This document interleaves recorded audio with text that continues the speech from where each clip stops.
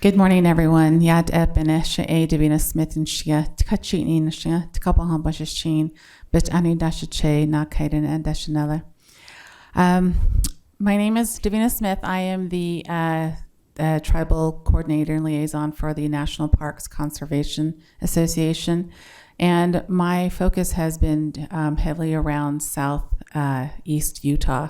So that is actually also in Grand Staircase.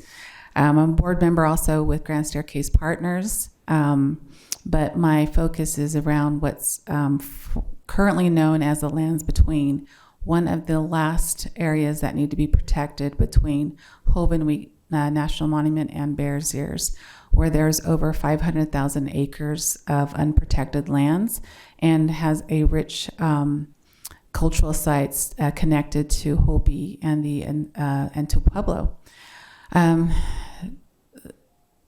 As you've heard from both my colleagues, coming from their perspectives, I want to hopefully loop in terms of the connections of our land, air, and water, and our animals. All these discussions you've heard are what we have experienced since time immemorial from tribes across.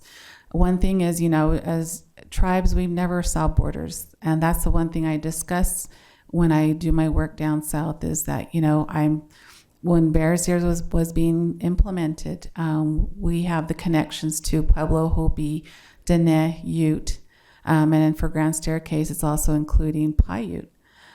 And so these are discussions that wouldn't have happened for Bears Ears if there was not that push from our tribal leaders. And so that's why it's just become more profound in wanting to support Bears Ears, because we finally had tribes coming to the table.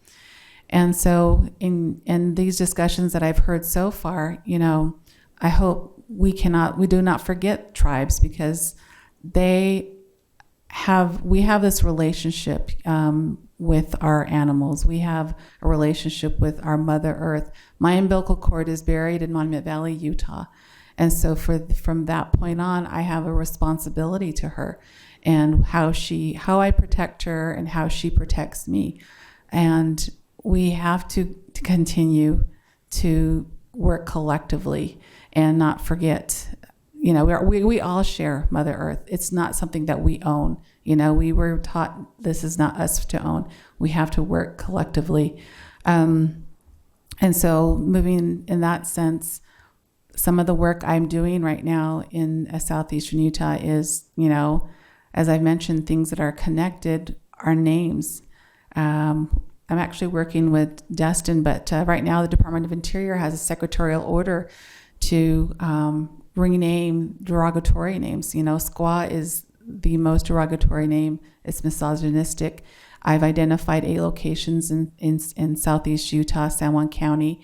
I'm working also in Grand Staircase, Escalante, and changing those locations, the names of those locations. I'm also working with Utah Valley University and their botany program. Right now, we've collected over 400 specimens of plants, and I'm looking forward to collaborating with tribes and renaming them in their native language, and hopefully to implement those in the co-management plan. And then just last month, I was also appointed by Secretary Holland to sit on the Bears Ears Advisory Committee. Again, and the importance of this is to give our perspective as to why these areas are all connected. The most important thing that I've gained from working with tribal leaders and our elders is this healing component. I've heard so far talking about bison. They have a direct, that's their medicine for the Pueblo, or I'm sorry, for the Plains tribe.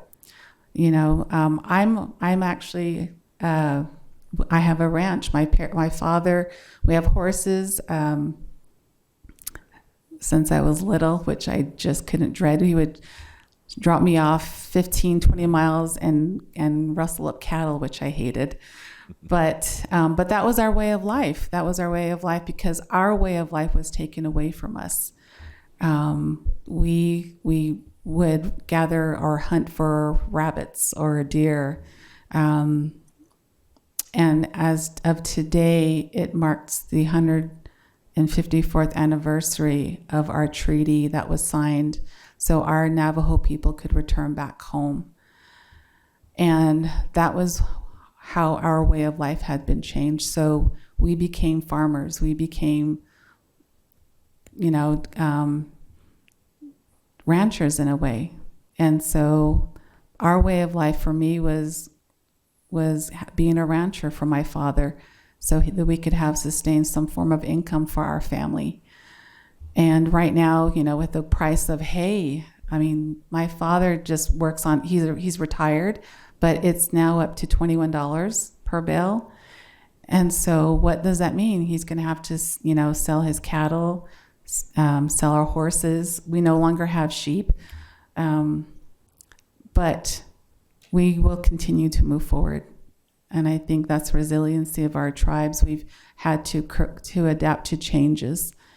And so with that being said, I hope we can continue these conversations, but also I hope that you leave here understanding that we all have to work together collectively so we can make a positive change for our Mother Earth and for us, and also most importantly for our future generation.